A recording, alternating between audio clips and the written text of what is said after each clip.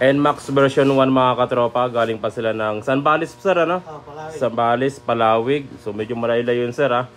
Nagpagawa sila ng EBS sa atin mga katropa. Ito yung module ni boss, baklasan natin kasi walang speedometer at naka always on yung kanyang indicator. Ang problema mga katropa kapag Yamaha, pag walang speedometer, pag tumakbo ka ng 70 km to 80 km, para kang hinihila na, hindi kanya papatakbuhin, kumbaga palyado na siya. Tapos ito naman NMAX version 1 din. Ito yung EBS ni boss, galing pa si boss sa Manila boss. Manila, hindi Bulacan? Hindi, Manila mo. Ah, Manila. Kilala nyo si Yao ba doon? Legit din na gumagawa yan.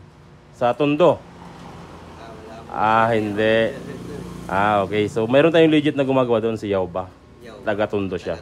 Oo, para baka ba, saan ka Manila sir? Quezon City. Quezon City. Medyo malapit ka sa kanya. Oo.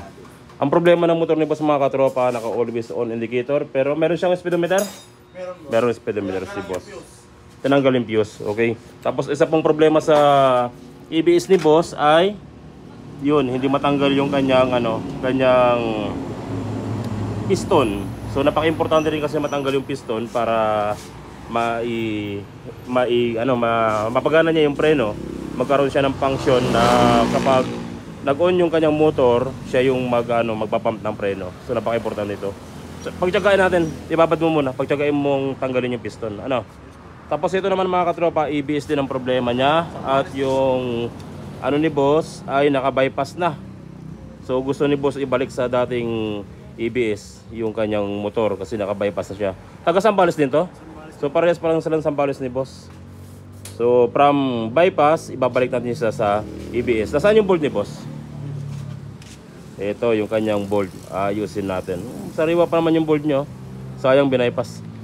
So ibabalik natin sa dating EBS ni boss at tatanggalin natin yung kanilang binaypass. Kung sakaling may problema ang inyong EBS mga katropa, pwede kayong magsadya dito sa Jad Allen Motorcycle Electrical Shop link kayong Pangasinan. O kaya kung sakaling malayo man ang lugar nyo, pwede nyo ipadala sa amin yung EBS module nyo dahil meron na kaming ginagamit na emulator at hindi na namin kailangan ng motor para ma-check kung gumagana yung EBS na ginawa namin dahil meron na tayong emulator na ginagamit. Kung sakaling gusto nyo ipadala ang inyong EBS module, kung malayo kayo, pwede nyo ipadala sa amin ang inyong EBS module.